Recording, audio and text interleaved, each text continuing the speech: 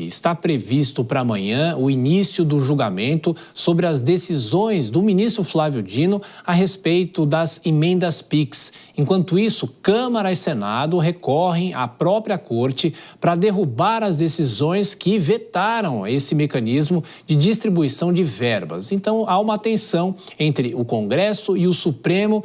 E para falar mais sobre isso, a gente chama agora a repórter Janaína Camelo com as últimas informações. Mais um atrito entre os poderes, Janaína. Boa noite para você, bom trabalho.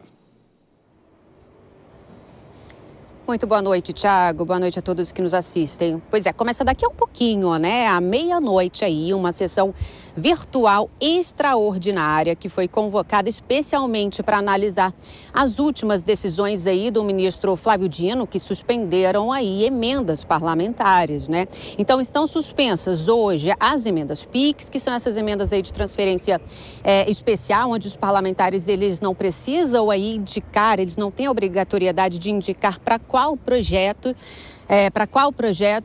esse dinheiro que é liberado pelo Executivo vai ser liberado, né? Vai ser destinado.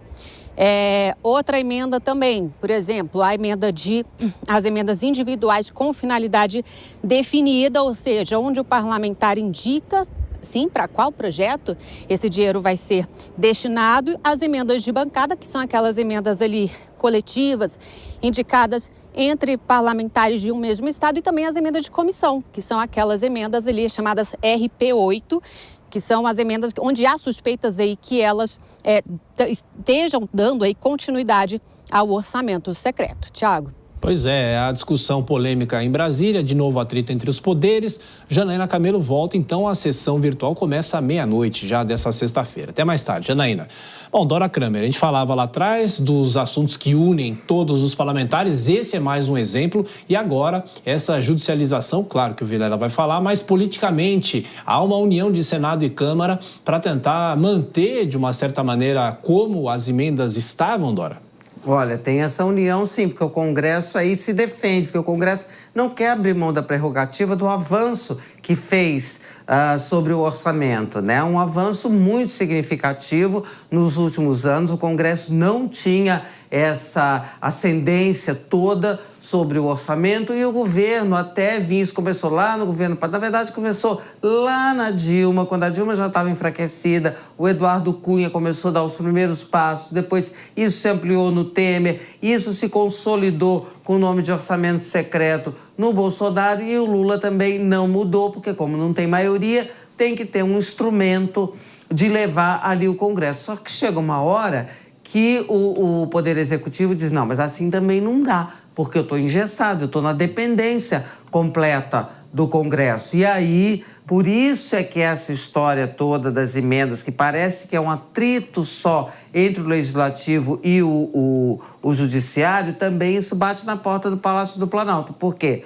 Obviamente, os líderes suspeitam, com razão, né, de que o ministro Flávio Dino esteja atuando por inspiração do Palácio do Planalto. Então, isso causa uma série de reações, já causou uma, porque o Congresso já bloqueou uma verba, uma parcela do orçamento de 1,3 bilhão que estava destinado ao Judiciário em reação a essa posição do ministro Flávio Dino.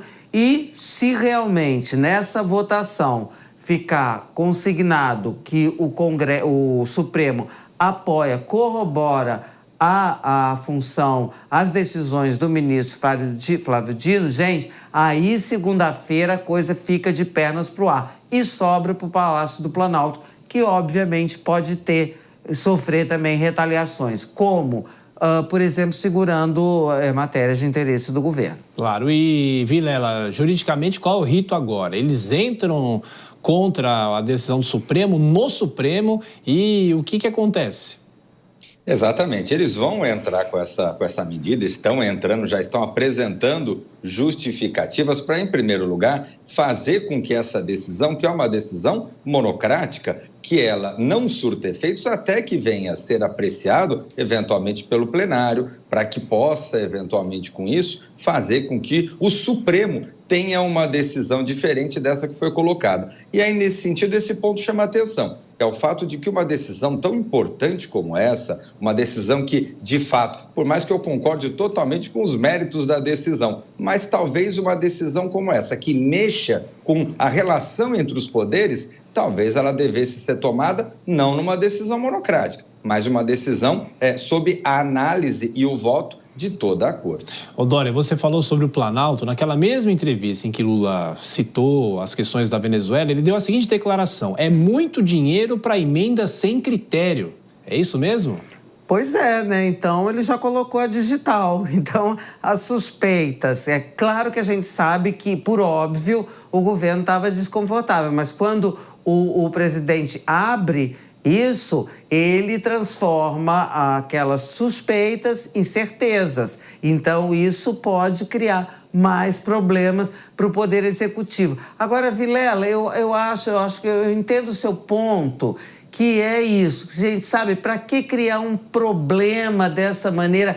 Mas eu sei lá, algum jeito tinha que dar. Então, tem uma hora que não tem mais jeito. Essa coisa das emendas, se não parar, é igual o fundo partidário, vai ter que ter um final essa história, porque agora são 5 bi, na próxima eleição vão ser o quê? 10 bi? Sabe? Isso tem que ter um paradeiro. Então, tem uma hora que a crise é inevitável. Eu não faço a mais pálida ideia de como isso vai se resolver, né? Podem até negociar ou podem se atritar de vez. Realmente não dá para saber onde vai parar. Mas a situação é muito difícil porque, aí, como disse o Vilela, o ministro Flávio Dino mexeu num ponto que é aquela coisa. Como é que é, gente? O órgão mais sensível do corpo humano é o bolso. O do Congresso também.